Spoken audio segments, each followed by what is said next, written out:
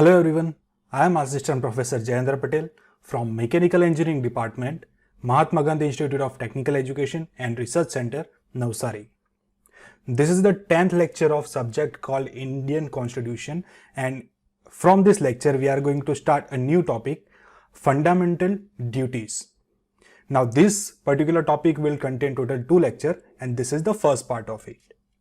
Now, very first thing, what is fundamental duties? Now, the fundamental duties are basically the duties that the Indian citizen should perform as per the Indian Constitution. Initially, the fundamental duties were not included in the Constitution of India because the framers of Constitution did not feel it is necessary to incorporate the fundamental duties of the citizens in the Constitution. So basically Indian citizens के लिए कोई भी fundamental duties initially Constitution में add नहीं की गई थी, but there were some fundamental state policies जिसको बोलते हैं directive principle of state policies were added in the Constitution initially, जो direct करते हैं states को कि आपके पास कौन कौन से duties available है, what are the duties of states are there. Okay, so they were included in the Constitution, but later in 1976, the government found that there is a necessity of fundamental duties for citizens also. So using the 42nd Amendment Act in 1976, the fundamental duties for citizens were added in the Constitution. And also in 2002, one more fundamental duty was added using the 86th Amendment Act. The fundamental duties in the Indian Constitution were basically inspired by the USSR Constitution. Okay, जिसको हम अभी बोलते हैं Russia, उस time पे उसका नाम था USSR. Okay, now notably none of the constitution of the major democratic country like USA हो गया, Canada, France, Germany, Australia and so on specify contained a list of duties for the citizens. Only the Japan constitution, perhaps the one democratic constitution in the world that contains the list of duties for the citizens like us. Okay, so this is the base of our fundamental duties. Okay, सबसे पहले fundamental duties कहाँ से आई? From the Constitution of USSR. Secondly, they were not initially available in the Constitution of India. But in the 42nd Amendment Act, we added, or say government added, those duties as an amendment. So basically, as of now, there are total 11 duties available. Initially, in the 42nd Amendment, total 10 duties were added. And in 2002, one more duty is added. So total, we are having total 11 duties. Now, let us understand how those duties were added. So for that, we need to understand the Swaran Singh Committee and their recommendation.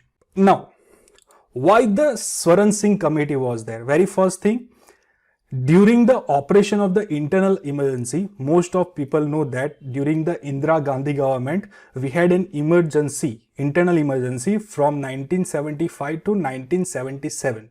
Okay, now the Congress party felt the need that, or say necessity of some of the fundamental duties for a citizen of India. So, in 1976, the Congress party set up the Sardar Swaran Singh Committee to make recommendation about the fundamental duties. So basically, committee was set up by the Congress government. And just for the information, this committee was under the chairmanship of the Sardar Swaran Singh. That's why it is known as Swaran Singh Committee. And remember that Sardar Swaran Singh was India's longest surviving Union Cabinet Minister. Okay, so basically he was the Union Cabinet Minister. And the committee recommended the inclusion of separate chapter on the fundamental duties in the Constitution. So basically one more part was added in the Constitution, and in that all the fundamental duties were added. So What are the recommendation of this committee? So the very firstly, the committee added that the citizens should become conscious that in addition to the enjoyment of the rights, they also have certain duties to perform as well. Okay so basically जब हम fundamental rights को enjoy कर रहे हैं, we studied the fundamental right in the previous lectures, okay so उनको enjoy कर रहे हैं तो बेसिकली हमारे पास भी कोई फंडामेंटल ड्यूटीज भी होनी चाहिए जिसको हम ओबे करें. Okay so this was the basic concept of that committee. So the Congress government at the centre under the leadership of the PM Indira Gandhi accepted this recommendation and enacted the 42nd Amendment Act in 1976. Now, this amendment added as a new part, namely Part 4A, and in this particular Part 4A of the Constitution, there is only one article added, that is Article number 51A. Now, as you can see, this is Part 4A. That means this is the extension of the Part 4. And this is the Article number 51A. That means this is the extension of Article number 51. Okay, so between the Article number 51 and Article number 52, one more article is added, that is Article 51A, which specify a code of basically 10 fundamental duties of the citizens. Now, the ruling Congress party declared the non-inclusion of the fundamental duties in the constitution as a historical mistake. उनका कहना था कि basically जो constitution में fundamental duties add ना की गई, that was the biggest mistake of the constitutional makers, and claim that the framers of the constitution failed to do was being done now. So basically जो constitution के लोगों ने जो नहीं किया उन्होंने अब किया है. Okay so this is what the government said at that particular time. Now let us move towards the list of those fundamental duties that we are having. So we will go through total 10 fundamental duties plus one duty that is added in 2002. So let's check out. Very first duty. So the first fundamental duty says that to abide by the Indian Constitution and respects its ideals and institutions, the national flag and the national anthem. That means the people should obey our Indian Constitution, to respect them, respect those ideals, respect the institution, respect the national flag and respect the national anthem. Second duty says that to cherish and follow the noble ideals that inspired the national struggle for freedom. Third duty says that to uphold and protect the sovereignty, unity and integrity of India. इन तीन चीजों को आप properly पकड़ के याद रख लो. The 3 topics, the 3 points will come each and everywhere, and you should remember all these 3 points. We are doing each and everything to protect all these 3 things. Okay, let us go to the next one. The fourth one says that to defend the country and render the nation service when called upon to do so. The fifth topic says that to promote the harmony and the spirit of the common brotherhood amongst all the people of the India, transcending religious, linguistic and regional or sectional diversities, and to renounce practices derogatory to the dignity of the woman. So basically fifth topic कहना चाहता है कि basically no matter who you are, whether you belong to any other religion, any other linguistic, any other sectional diversities, or whether you are man or woman or any other thing, you should promote a common brotherhood spirit. The sixth point says that to value and preserve the rich heritage of the country's composite culture. The seventh topic says that to protect and improve the natural environment, including the forests, lakes, river, and to have compassion for living creatures. So basically 7 topics deals with the nature, कि जो भी creatures available हैं, जो भी हमारे पास wild life है, forest हो, सबको प्रोटेक्ट कीजिए और इंप्रूव करने की कोशिश कीजिए. The eighth point says that to develop the scientific temper, humanism, and the spirit of inquiry and reform. The ninth topic says that to safeguard the public property and to abjure the violence.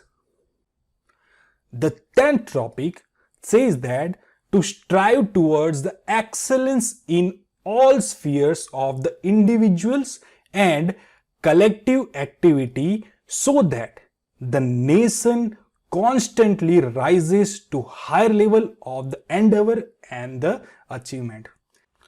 And the last duty that was added by the 86th constitutional amendment in 2002 is this one: to provide the opportunities for the education to his child or what between the age of 6 and 14 years. Now you may find it almost similar to the previous fundamental duties. I think so you remembered that. Right to education, isn't it?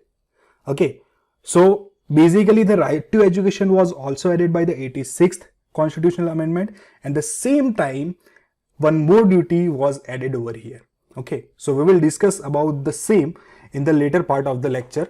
Let us continue with the fundamental duties. Now these are the 10 plus 1 यानी कि 11 duties as per the recommendation of the Swaran Singh committee, plus some of the addition of the government of that particular time. But there were many things which were not included in this particular part, although they were suggested by the Swaran Singh committee. So let us check out that. So basically Swaran Singh committee suggested total 8 fundamental duties. Okay, so you can say that plus 2 duties were added by the government and by the suggestions of the government. And as I told you, some of the duties were not included. Even the Swaran Singh committee recommended those duties. So let us check out those recommendations which are not included, or say which were not included in this part. So the very firstly they say that the parliament may provide for the imposition of the such penalty or punishment as may be considered appropriate for any non-compliance with, or say refusal, or say observation of any of the duty. Okay, अगर कोई properly duty obey नहीं करता है और से fail हो जाता है intentionally or non-intentionally, in that case Swaran Singh committee said that there should be some penalty or say some punishment, but this was not incorporated in this section. The secondly, no law imposing such penalty or punishment shall be called in question in any court on the ground of infringement of any of the fundamental rights or any other provision of the constitution. So basically Swaran Singh committee suggests that the fundamental duties should be top of all. Okay, whether they infringes the fundamental rights or whether they infringe any part or any section of the constitution. If anyone has infringed the fundamental duties, that means he has committed the crime. That's it. Okay, but this was not included in the constitution.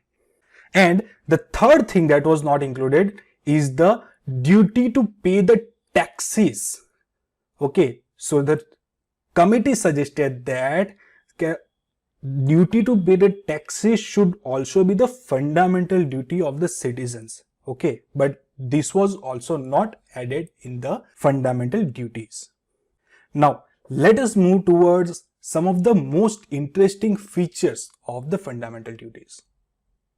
The very first thing, our fundamental duties are having some of moral duties while others are having civic duties.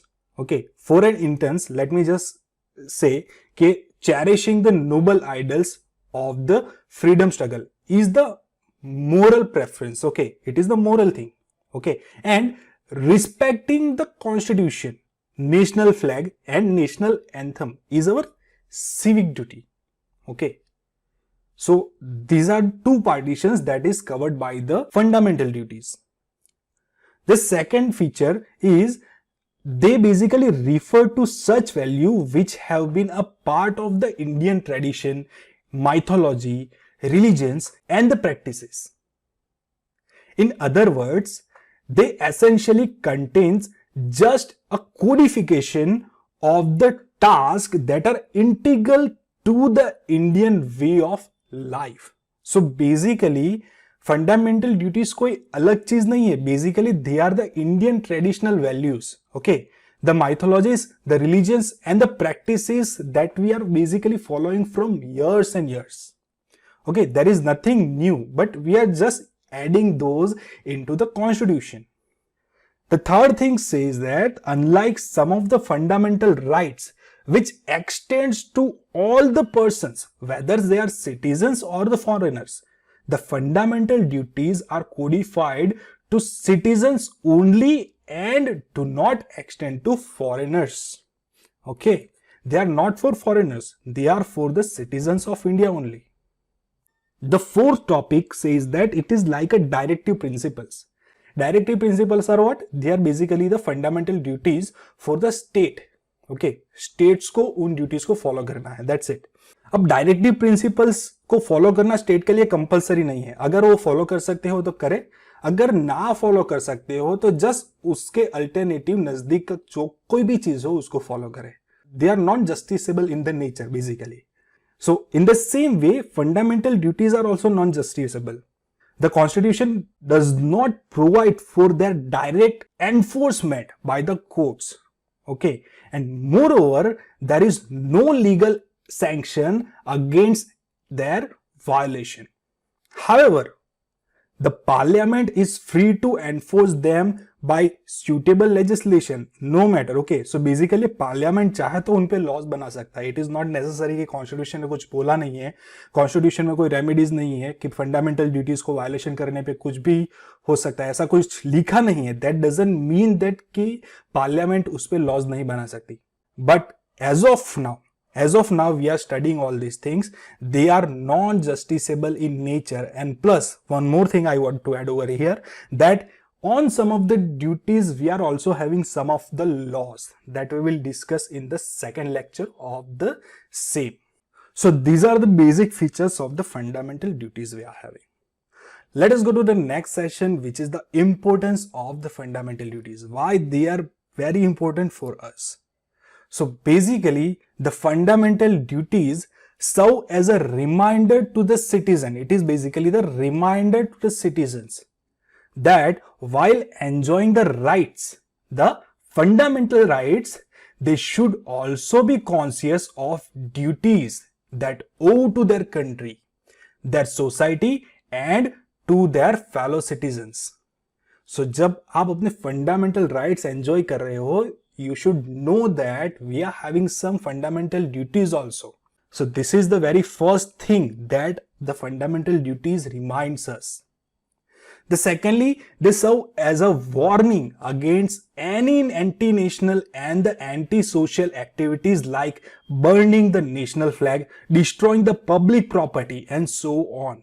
Basically, जब कोई भी चीज anti-national होती है या फिर anti-social होती है, then they serve as a warning that these are your fundamental duties and you are going against it. That means you may be declared as an anti-national or anti-social person.